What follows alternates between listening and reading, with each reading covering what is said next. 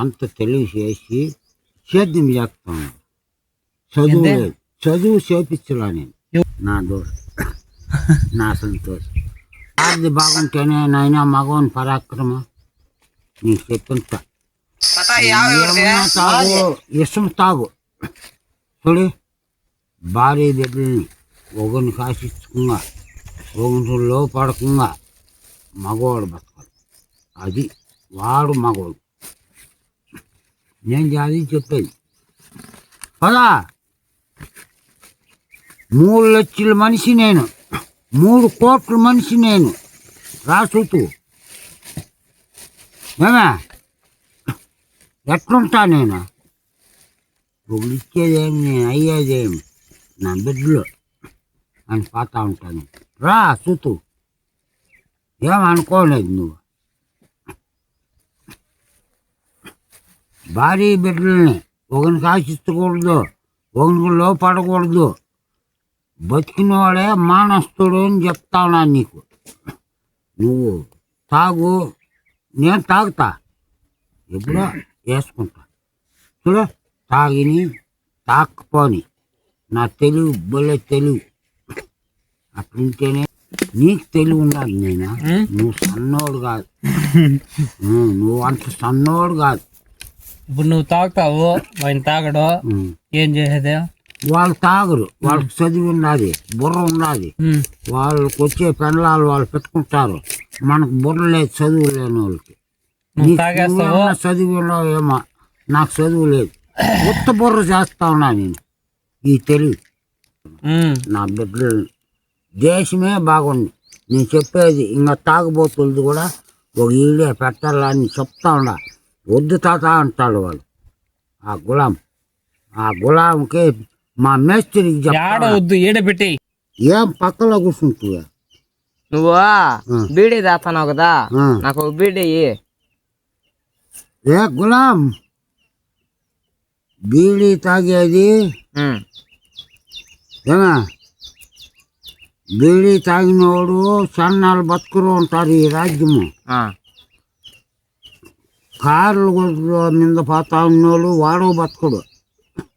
ఏనా మానవ జలమేమో ఎప్పుడు భారీ బిడ్డలు వాని సంపాదన కొన్ని కోట్లకు ఉండేవాడు ఒక ఆండ్లే.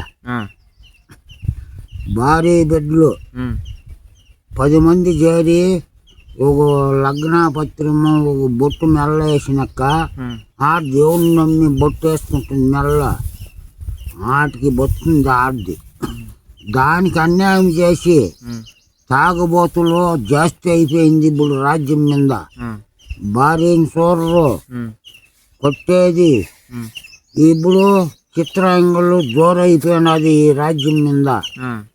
ఇవి జోరైపోయింది కాబట్టి కట్టుకుని ఆడదాని ఎప్పుడు అన్యాయం చేసిరో ఏ మానవుడు గాని వాడు చాన్నాళ్ళ ఆ భగవంతుని దగ్గరికి లెక్కపోడు.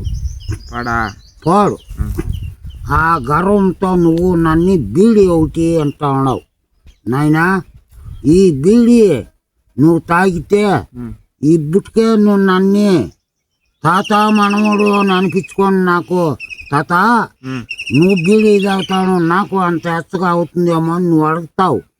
నాయనా, రాజ్యం మీద ఉందిరా. రేపు పొద్దున్నే నా వయసు అయిపోయింది. నీ అవ్వ అంత కడే ఇలా నేను తినల్లా. నీకు వయసు వచ్చాకి ఇప్పుడు నువ్వు పాయం బిడ్డ, నీకు పెళ్లి దేవరా చేయల్లా. ఒక ఆర్ది కావాలా. ఈ ఆర్ది నువ్వు పోయి పిలుచుకురా బావ. వస్తుందేమో? వస్తుందా? రాదు. నేను ముందరకు పోవాలా, 10 మందిని తొక్కించాలా, 10 మంది ఒప్పుకోవాలా.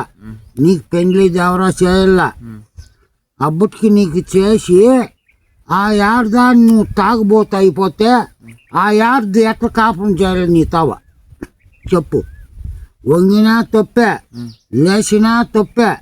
అప్పుడు ఆర్దేం కావాలి? పెళ్ళామా అనిపిస్తుందా? లేదు అవుతున్నా ఇంకొకటి మరిగిడ్చా కన్ను కొడితే దాంతో పోదామా కానీ పెళ్ళాంతో అనిపిస్తుందా?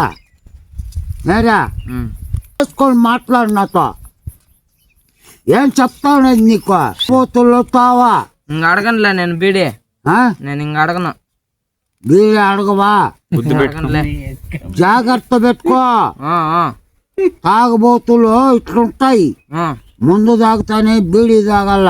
ఆ, లేదు ఒకడు దుగ్గేస్తాడు, ఆ, లేకుంటే ఏదో ఒక చెంచేసుకుంటాడు. అట్లుంటుంది ఉమ్, తాగబోతు రకము. ఉమ్, ఎప్పుడు నేర్చిన ధర్మరాజులు ఉన్నారు. భార్య బిడ్డలకి 1 కేజీ ఎత్తిపోయి వేసేస్తారు. మీరు తినండి అంటారు. ఉమ్, అట్లంతా ఉంటాయి మోహన.